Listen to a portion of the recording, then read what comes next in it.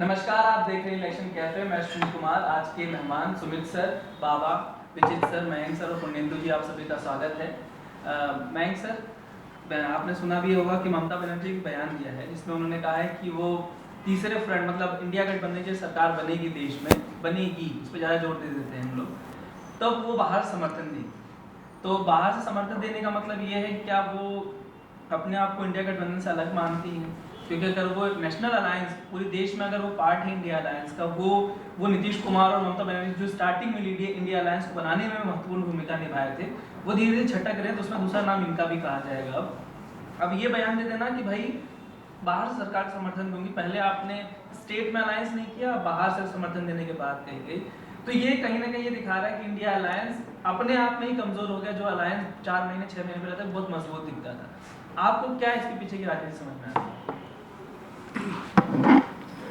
हम लोग ने बहुत इलेक्शन देखा है, तो चुनाव के दौरान अलायंस के बारे में जो पॉलिटिकल स्टेटमेंट आता है उसको एकदम से सीरियसली लेने की ज़रूरत नहीं है।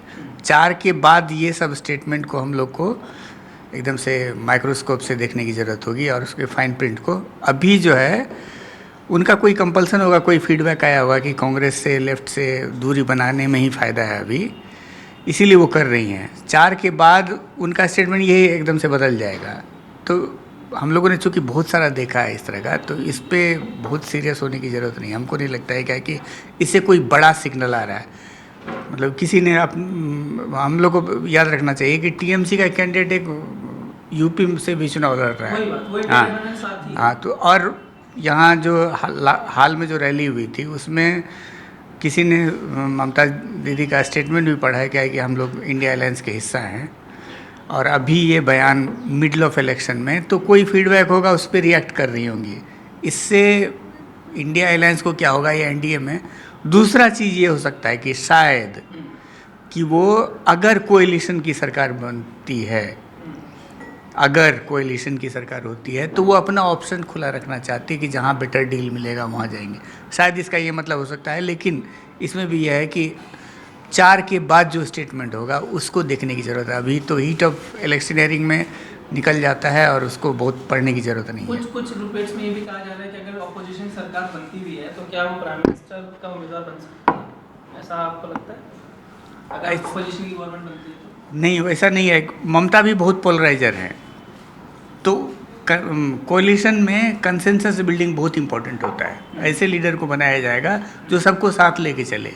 ममता दीदी का भी इम्प्रेशन यह है कि वो सुनती नहीं है किसी की, और इसीलिए कोलिशन की सरकार में उस तरह के लीडर को लीडरशिप दिया जाएगा, हमको डाउट है। अब कोलिशन की सरकार में प्राइम मिनिस्टर को देखिए ना, जितने भी प्राइम मिनिस्टर में कोलिशन की सरकार में, देवेगौड़ा, गुजराल, वाजपेयी, मनमोहन सिंह, सबका सब सॉफ्ट स्पोकन, सबको मिला के चलने वाले रहे हैं। ममता दीदी उनमें से नहीं है। उनका इम्प्रेशन ऐसा नहीं है कि वो सबको साथ लेके चलने वाली है। अगर ऐसा होता तो कांग्रेस के साथ या कांग्रेस के साथ गठबंधन होता वेस्ट बंगाल में, और मतलब उनके लिए भी मजबूरी थी गठबंधन करना, लेकिन उन्होंने नहीं किया। मतलब लोकल लीडरशिप, कांग्रेस का लोकल लीडरशिप से भी उनको बहुत ज़्यादा गुस्सा है, वो भी कारण है, लेकिन वो सबको इग्नोर किया जा सकता था, लेकिन उन्होंने ऐसा नहीं किया। विजय सर, जैसा मयंक सर ने कहा, क्या आपको लगता है कि बंगाल में अपने वोटर्स को वो दिखाना चाहते हैं कि भाई वहाँ पे हम ही हैं, पार्टी है, हम इन दोनों का समर्थन नहीं है, तो जिन वोटर्स में उनमें कन्फ्यूजन है कि भाई हम कांग्रेस को वोट देते, लेफ्ट को मिलना तो जाके इंडिया गठबंधन को ये साथ में, तो वो बताना चाहते हैं कि भाई ये अलग है, मैं अलग हूँ? आपको क्या नजर आता है? विधानसभा 2022 में जो चुनाव 2021 में जो चुनाव हुआ था, उससे ही साफ हो गया था कि वहाँ पक्ष और विपक्ष के बाद त्रिपक्ष के लिए कोई जगह खास नहीं है।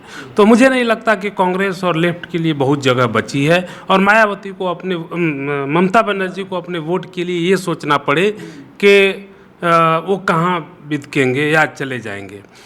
कांग्रेस से उनकी नाराज़गी है। उनकी नाराज़गी कैसी है, ये उनके और कांग्रेस के बीच की है, खासकर अधीर रंजन चौधरी के बारे में, क्योंकि अधीर रंजन चौधरी का एक बयान आया था कि वो अपना वोट बीजेपी को दे दो लेकिन टीएमसी को मत देना। ये बताता है कि व्यक्तिगत तौर पे अधीर रंजन और ममता के बीच कितनी कड़वाहट है।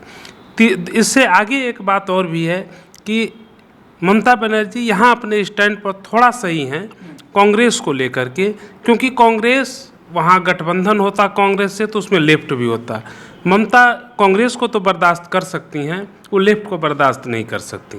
और हमें लगता है कि जब आप चुनावी राजनीति में जाते हैं तो वहाँ आप चुनावी फायदे के लिए ही जाते हैं। कांग्रेस को लेफ्ट से कोई चुनावी फायदा नहीं मिल रहा है, बंगाल में भी नहीं, और केरल में तो एक दूसरे के सामने ही लड़ रहे हैं। केरल में राहुल गांधी ने या कांग्रेस के नेताओं ने वहाँ के लेफ्टिस्ट मुख्यमंत्री के बारे में क्या कुछ कहा, ये किसी से छुपा नहीं है। आप केरल में जैसे बीजेपी पर आरोप लगाते हैं वैसे आरोप लगाते हैं और बंगाल में जाकर के मित्र बन जाते हैं। ये आप एक तरह से देखा जाए तो ज़बरदस्त विरोधाभास है। हाँ। और ये विरोधाभास कोई नैतिक राजनीति के लिए ठीक नहीं है। ममता बनर्जी के साथ एक चीज़ और भी है कि उनका पुराना जो इतिहास रहा है गठबंधन में रहने का, वो किसी भी प्रधानमंत्री के लिए सिरदर्द से कम नहीं रहा है, चाहे वो मनमोहन सिंह रहे हों या वाजपेयी रहे हों। वो लोग एक तरह से देखें तो जो ऐसे ये थे उम्मीदवार, जो ऐसे कोलिशन पार्टनर थे, उनसे घबराते भी थे। विनोद मेहता एक बड़े पत्रकार थे, वो जब वाजपेयी जी प्रधानमंत्री थे तो उनसे मिलने गए तो देखा कि वाजपेयी जी बहुत सीरियस बैठे हुए हैं, उदास दुखी मन से। तो उन्होंने पूछा कि आप इतने उदास क्यों बैठे हैं? तो वाजपेयी ने कहा कि आपके बाद जयललिता आने वाली हैं। जयललिता उस सरकार को समर्थन दे रही थी। तो वो सिर्फ जयललिता ही नहीं थी, ममता भी थी। उस तरह के जिनके साथ तालमेल बिठाना बहुत मुश्किल होता था। एक को मनाओ तो दूजा रूठ जाता है, और गठबंधन में ऐसी चीज़ें होती हैं। तो इसीलिए अच्छा, दूसरी बात इन्होंने जो ये कहा है कि मैं बाहर से वो समर्थन करेंगे लेफ्ट इसका इंडिया ब्लॉक का, उन्होंने एक तरह से देखा जाए तो इंडिया ब्लॉक के कुछ हद तक मदद भी कर दी है। ये तो मान लिया कि इंडिया ब्लॉक आ रहा है, सरकार बनाने जा सकता है। अभी तक तो यही था कि इंडिया ब्लॉक तो उस लायक है ही नहीं। तो ममता अपनी तरफ से एक सेफ राजनीति भी खेल रही हैं और अपनी शर्तों को मजबूत भी बना रही हैं। बाबा, आप क्योंकि जानते हैं कांग्रेस की राजनीति को अच्छे से, तो वहाँ पे कहते हैं कि कांग्रेस से लड़ाई नहीं है, अधीर रंजन चौधरी से ममता की लड़ाई है, शायद इसलिए गठबंधन में नहीं हुआ। और अब इस तरह के बयान देना कि हम अलग हैं लेकिन ऑल इंडिया लेवल पे साथ हैं, स्टेट में अलग हैं, फिर अब बयान दे देना कि हम बाहर समर्थन कर देंगे। इतना कंफ्यूजिंग बयान किसके लिए है और ये इसका मैसेजिंग क्या है? देखिए, ज़रूर आप सब जानते हैं कि ममता बनर्जी पहले कांग्रेस में थी, उसके बाद यूथ लीडर थी। पीआरडी मतलब प्रियंजन दास मुंशी से भी उनकी नहीं बनती थी। पीआरडी नहीं रहे तो अब अधीर रंजन के साथ आप देखते हैं कैसे बयानबाजी है। दिल्ली में अधीर कुछ बात कहते हैं, कलकत्ता के पार्टी ऑफिस में जाते हैं, वहाँ एक प्रेस कॉन्फ्रेंस करते हैं, वहाँ कुछ और कह देते हैं। पहले लगा था गठबंधन हो जाएगा। ममता बनर्जी बार बार जा रही थी इंडिया ब्लॉक के मीटिंग में, कुछ मीटिंग मैंने भी कवर की। सोनिया गांधी ने एक बार तो बेंगलोर वाली मीटिंग में सोनिया गांधी ने मीटिंग के पहले उनसे बड़ी देर तक बातचीत की और वहीं पे बहुत चीज़ उन्होंने डिस्कस कर ली, अपने बगल में भी बैठाया। ये सब चीज़ें होती रही है। जब से पार्टी छोड़ा है उन्होंने, तब से मैंने देखा था सीताराम केसरी के समय से कैसे सोनिया गांधी उनको फ़ोन करती थी, वो मान जाया करती थी। बाद में उस समय वो रेबल होके गई थी, बाद में उनकी पार्टी बड़ी होती गई, अब तो एक दावेदार बन के उभरी हैं। तो वो एक तरह से बाहर से समर्थन देगी या नहीं देंगी, ये तो सरकार बनने की स्थिति होगी तब होगी। लेकिन एक बयान इसी चुनाव के दौरान एक इंटरव्यू में पवार साहब का आया है, शरद पवार साहब का, जो उन्होंने कहा था कि गाहे बगाहे जो देश की राजनीति यदि इसी ढंग से चली जैसे चल रही है, तो गाहे बगाहे जितने भी कांग्रेस के टूटे हुए धरे कांग्रेस से निकले हैं और जिनके नाम के आगे पीछे कांग्रेस है, वो मजबूर हो जाएंगे कांग्रेस के साथ आने में या कांग्रेस के साथ अलाइन होने में। विलय भी वही तो, कांग्रेस आने में यानी विलय होने में, कांग्रेस के साथ अलाइन होने में भी, साथ रहने में। क्योंकि यदि लगता है, उनका कहने का तात्पर्य, यदि आपने पूरा इंटरव्यू पढ़ा है तो उनका ये कहना था कि जिस ढंग से फोर्सेज का इस्तेमाल किया जा रहा है पॉलिटिकल अपोजिशन पॉलिटिकल लीडर्स के लिए, उससे यदि आपको लड़ना है तो आप अभी भी कांग्रेस जो है एक नेशनल पार्टी है जो जिसका पैन इंडियन प्रेजेंस है। तो आपको यदि इन सब चीज़ों से बचना है और इसका विरोध आपको दिखाना है कहीं सड़क पे भी, दिल्ली में भी प्रेजेंस फेल उसको महसूस कराना है तो आपको कांग्रेस की मदद लेनी पड़ेगी। इसी आधार पे उन्होंने कहा था। बहुत लोगों ने उसके बाद कहा कि सबसे पहले जो है वो एनसीपी शरद पवार ही मर्ज होगी इस चुनाव के बाद। कई लोगों ने कहा कि पवार साहब ने एक कंकर फेंका है तालाब में, जो विधानसभा चुनाव होगा उसके बाद वो फैसला लेंगे कि क्या करना। बहरहाल ये सब अलग, तो ये एक अलग बातचीत चल रही है। इतना तो आपको आप जरूर मानेंगे कि ये सभी कांग्रेस के ही टूट के धरे हैं, जो गाहे बगाहे कांग्रेस, और ये सब उस वक्त गए हैं जब सोनिया गांधी, पवार साहब तो सोनिया गांधी के उस मुद्दे पे गए, लेकिन ममता बनर्जी केसरी जी के समय चले गए थे और बाकी भी पार्टी उसी समय टूटी थी। आप देखिए कि किस ढंग से कांग्रेस तिवारी बनी, किस ढंग से माधवराव सिंधिया अलग हो गए थे, और भी छोटे छोटे ग्रुप हुए थे। बाद में जब सोनिया गांधी आई तो और वो मर्ज हुए। मुझे वो दिन भी याद है कि जब माधवराव सिंधिया महाराष्ट्र के इंचार्ज थे और शरद पवार ने जब राष्ट्रवादी कांग्रेस बनाई थी, उसके बाद विधानसभा चुनाव हुए और माधवराव सिंधिया ने निकल के हमें कहा कि बहुत इंपॉर्टेंट अनाउंसमेंट हम करने जा रहे हैं, हम जो है सरकार बनाने जा रहे हैं। वहाँ वो कैलकुलेशन ऐसा था कि कांग्रेस और एनसीपी मिल के आती तभी सरकार बनती थी। हमने कहा ऐसे कैसे हो सकता है सर, अभी तो पार्टी तोड़ के गए हैं। बोला नहीं मैडम ने कह दिया है। तो सबसे बड़ी दिक्कत है कांग्रेस में क्या उस ढंग का लीडरशिप है, सोनिया गांधी टाइप, जो कि किसी को भी बुला के समझाए, बात करे तो लोग उनको सुने। क्या ऐसी लीडरशिप, चाहे वो ममता बनर्जी का इक्वेशन हो, चाहे माधवराव सिंधिया का इक्वेशन हो जो तोड़ के चले गए, चाहे शरद पवार के साथ टूटने के बाद उनकी पार्टी बनाने के बाद फिर एनसीपी के साथ मिलकर सरकार बनाना और शरद पवार का कहना है नहीं कांग्रेस का ही मुख्यमंत्री होगा, विलासराव देशमुख मुख्यमंत्री बनेंगे, ये सब चीज़ें भी भारतीय राजनीति में और कांग्रेस की राजनीति में हुआ है। तो ये अभी भले ही जैसा मयंक जी और विचित जी ने कहा एक पासा हो सकता है, ममता बनर्जी ने इलेक्टोरल गेन के लिए फेंका है। मुझे जहाँ तक लगता है कि दिल्ली से बैठ के हमें भी लगता था कि ममता बनर्जी रूठ के चली गई, लेकिन बंगाल 3-4 दिन होकर आने के बाद मुझे बहुत सारे लोगों ने बताया कि ये एक स्ट्रेटेजिक निर्णय है। और क्योंकि इसलिए निर्णय है कि उनका ये कहना था, जो बंगाल के पॉलिटिक्स को जानते हैं, बोला कि लेफ्ट जो है, और यदि ममता बनर्जी और कांग्रेस का अलायंस होता ना तो लेफ्ट के जो भी वोटर है, जो भी हर कंस्टिट्यूंसी में 2000, 4000, 5000 हर विधानसभा में वो कभी भी ममता बनर्जी को वोट नहीं करते, वो बीजेपी को वोट कर देते। तो बोला ये स्पेस ना वो जानबूझ के रखा गया है। कांग्रेस को भले ही फ़ायदा ना हो, अब मुझे अभी भी लगता है कांग्रेस 2 सीट जीत सकती है। एक मालदा की सीट है और एक जो है वो तो जीती ही थे दोनों। हाँ बहरामपुर की सीट है। तो आपको लगता है दोनों रिपीट भी करेंगे वही? हाँ मुझे लगता है दो ही सीट पर उनका दावा। यदि कांग्रेस और ममता साथ लड़ जाती तो मालदा की दूसरी सीट भी जीत सकती थी।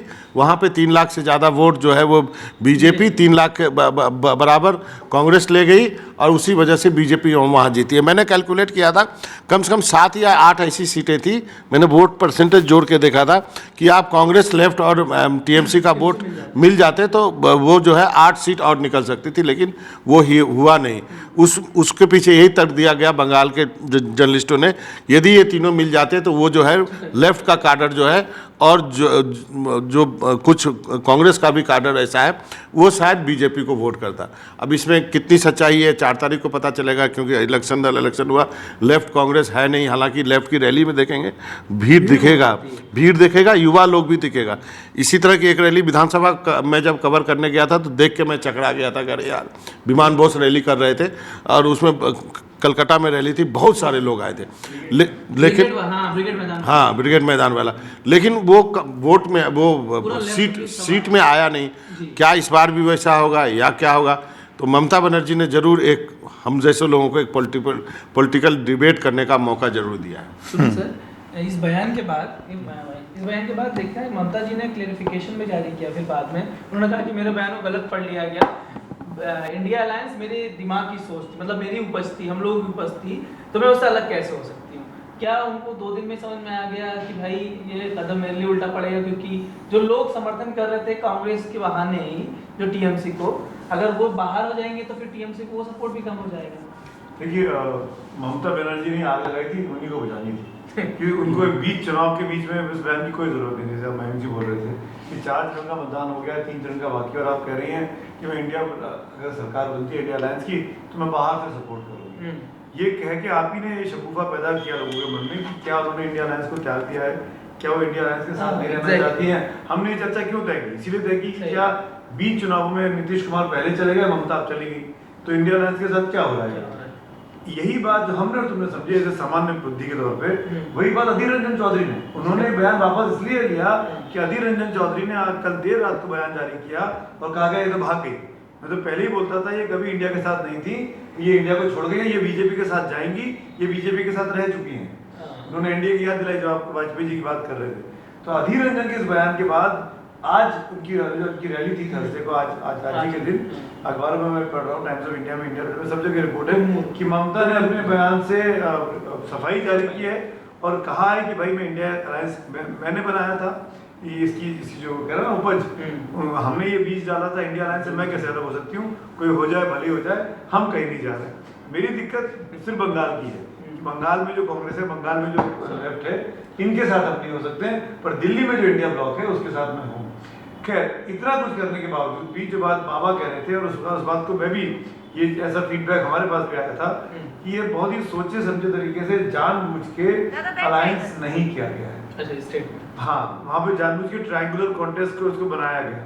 शायद हम पहले भी अपने कैफे में चर्चा कर चुके हैं इस बारे में, और वो सबसे बड़ी वजह यही थी कि जो ममता का जो लेफ्ट का वोटर है वो ममता के साथ नहीं दिखना चाहता है। वो इतना नाराज है क्योंकि लेफ्ट पे इतने ज्यादा अत्याचार हुए हैं, सोकॉल उनकी चीजों को, उनके पावर्स को खत्म कर दिया गया, उनकी सुविधाओं को खत्म कर दिया गया, तो ममता के साथ नहीं खड़ा हो सकता है। उस खुंदक में वो बीजेपी के पास चला जाता है। तो वो उस चीज, उस वैक्यूम की वजह से ऐसा ना हो कि दो तरफा लड़ाई हो, इंडिया वर्सेस ममता, बीजेपी वर्सेस ममता की, उसमें सारे के सारे लोग बाहर चले जाए। इस चक्कर में अलायंस नहीं किया गया। ये कहानी वहाँ के अखबारों में, वहाँ के लोग पत्रकार जो है वो लोग बताते हैं। पर अब मुझे लगता है कि अगर ममता बनर्जी इंडिया ब्लॉक के साथ हैं, जो उन्होंने, अगर इस लेटेस्ट बयान को हम ताज़ा मान लें और ये मान लें कि ममता बनर्जी अब 4 जून तक नहीं पलटने वाली हैं, तो इसके बाद भी ये गारंटी देना कि ममता बनर्जी आज जो कह रही हैं वो 4 जून तक उस बात पर कायम रहेंगी या 4 जून के बाद भी कायम रहेंगी। ममता बनर्जी को संभाल के चलना किसी भी पार्टी के लिए, किसी भी गठन के लिए बहुत आसान काम नहीं है। ममता बनर्जी की तुरंत मिजाजी, ममता बनर्जी का गुस्सैल रवैया, ममता बनर्जी का अचानक से पोलराइजेशन करने वाली जो उनकी ताकत है कि वो एक तरफ इतना कुछ कर देती कि अपनी तरफ उनका जो एंटी पोलराइजेशन हो जाता है, वो चीज़ें बड़ा नुकसान करती हैं, कर सकती हैं अलायंस के बाकी पार्टनर्स को लॉन्ग रन की अगर बात करें। तो ममता बनर्जी कहाँ जाएंगी? मैं शुरू से कहता आया हूँ कि इंडिया ब्लॉक के 3 ऐसे पार्टनर हैं जो कहने को साथ में हैं, पर ये 3 कब कहाँ क्या करेंगे इसके बारे में कोई गारंटी नहीं। केजरीवाल, एक केजरीवाल और एक शरद पवार, ये 3 चेहरे ऐसे इस अलायंस में जो कभी भी कहीं भी जा सकते हैं, क्योंकि इनकी राजनीति कांग्रेस के विरोध में चलती है, और कांग्रेस के साथ अगर रहेंगे तो अपनी राजनीति खत्म कर लेंगे। तो अपनी राजनीति को बनाए रखने के लिए इनकी ये मजबूरी है, सियासी मजबूरी है कि कांग्रेस की मुखालफत करते रहे, कांग्रेस के खिलाफ खड़े रहे।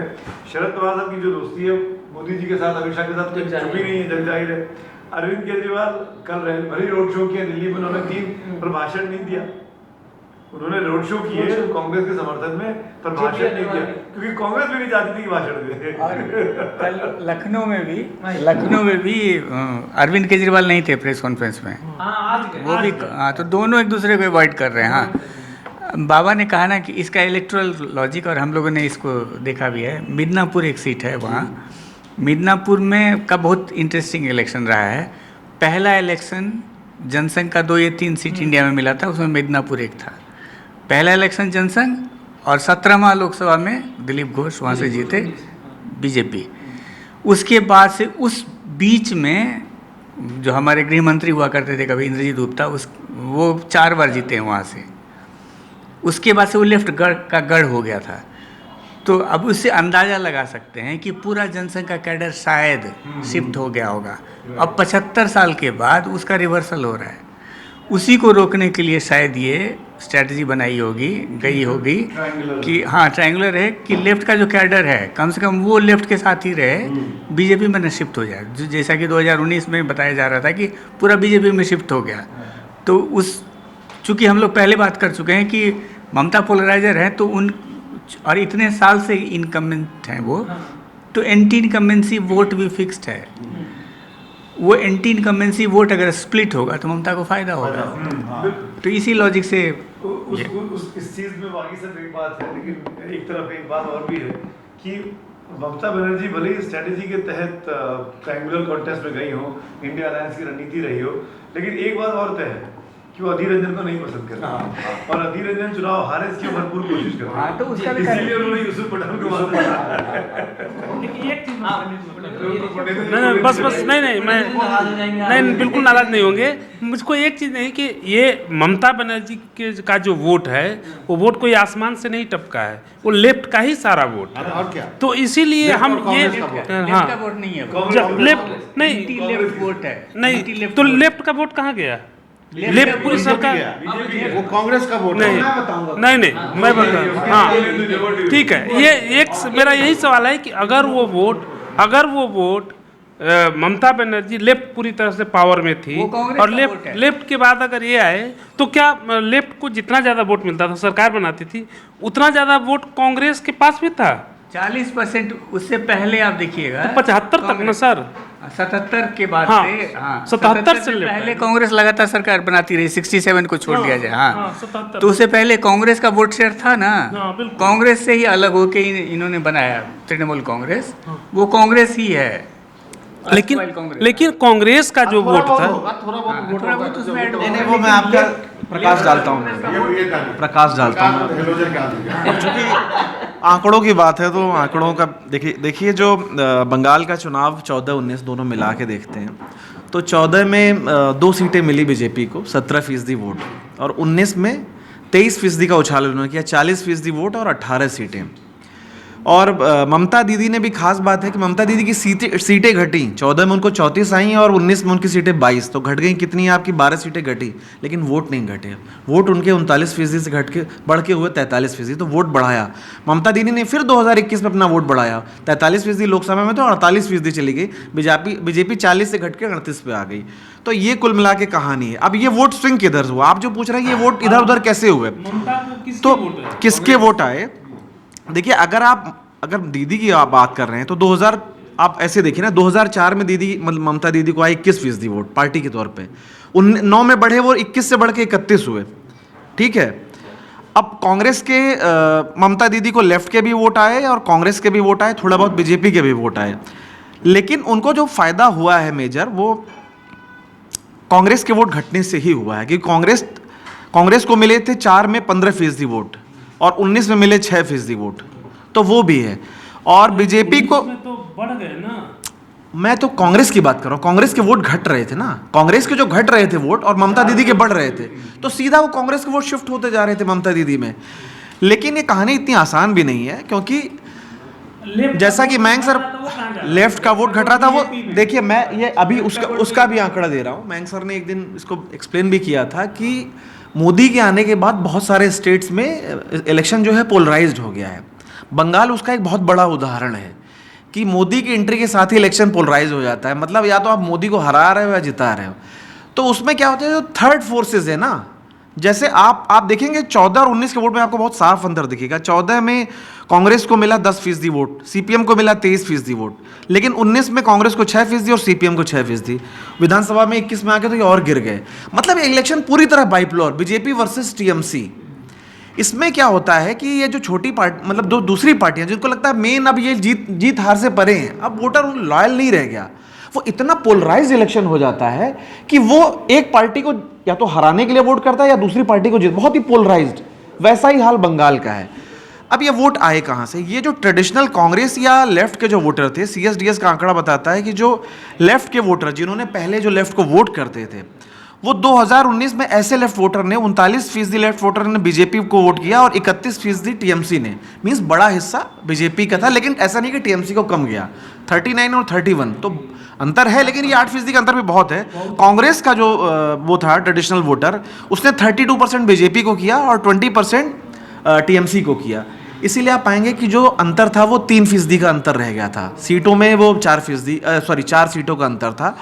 तो लेफ्ट और कांग्रेस के वोट भी पोलराइज्ड हुए, वो इधर से उधर गए। लेकिन 14 और 19 में एक जो सबसे बड़ा अंतर है वो है कि जो हिंदू मुस्लिम वाला जो पोलराइजेशन हुआ है, बीजेपी को 2014 में 21% हिंदुओं ने वोट किया था, बंगाल की बात कर रहा हूँ मैं, लेकिन जब 19 में 57% हिंदू ने वोट किया।